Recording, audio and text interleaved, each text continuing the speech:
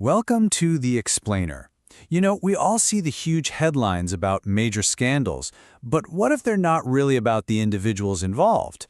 Today we're diving into a really powerful analysis that says a scandal isn't the whole story. It's just the tip of a giant iceberg, and it reveals what's truly going on with our systems of power, and maybe, just maybe, how we can start to fix them. Okay, so let's jump right in. The source material makes a really crucial point from the get-go. It's telling us, hey, look past the specific names. Look past all the sensational details. Instead, it wants us to see this whole story as a symptom of a much, much larger disease.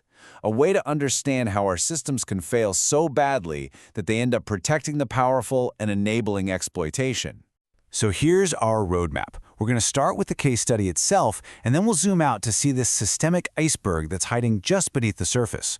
From there, we'll get into a potential solution called regenerative democracy, look at how you could actually build it, and then finally, we'll ask the big question: what should real accountability actually look like? So our jumping-off point is the social world of powerful figures like Trump and Epstein back in the 90s and early 2000s. And again, this is not about the gossip. The real question the analysis is asking is this: what did this exclusive world of wealth and influence actually create? What was the environment like? And here is the absolute core idea. When you concentrate an immense amount of wealth, influence, and political connections into a tiny, closed-off network, you basically create a bubble. It's an environment where the normal rules just don't seem to apply, where there's no real oversight, and, well, where terrible things can happen in the shadows. That idea of a bubble of power leads us directly to the central analogy used in this whole analysis, the iceberg. The argument is that the scandals we actually see and read about are just a tiny, visible piece of a much bigger and honestly much more dangerous problem. Just think about it, right? The scandals that get all the media attention, they're the tip of the iceberg. They're the shocking, visible events. But what's holding them up? What's underneath? Well, according to this analysis, it's a massive, hidden structure of systemic problems just below the waterline. And this is what's hiding down there. These are the deep systemic failures. You've got power concentrated at the very top, which leads to a culture where the elite are essentially untouchable. Then you have institutions that are either too slow or just unwilling to act. You've got economic systems that make people vulnerable in the first place. And when the people in charge stay silent, a huge narrative vacuum opens up that just gets filled with conspiracy. And to really get your head around the terrifying scale of this hidden crisis, the analysis points to one single global statistic. An estimated 1 billion children have experienced sexual violence. Now that number reframes the whole problem, right? This isn't about a few bad actors. This is about a systemic failure on a planetary scale. Okay, so diagnosing a problem that massive is one thing, but what's the solution? The analysis doesn't just leave us staring at the crisis. It proposes a really comprehensive framework to actually fix it, and that idea is called regenerative democracy. Now, this is really important. This isn't about just patching up the old system with a few new laws. It's a fundamental shift in how we think. The goal is to move away from a reactive model, punishing harm after it's already happened, to a proactive one, where the entire system is designed from the ground up to actually promote well-being and prevent exploitation from ever happening in the first place. And here's that core shift in action.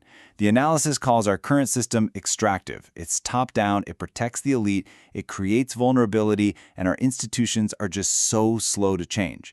The regenerative model basically flips all of that on its head. You go from hierarchy to participation, from impunity to real systemic accountability, from vulnerability to economic empowerment, and from that old bureaucratic inertia to adaptive responsive governance. So that's the big idea. But you might be asking, how would that actually work?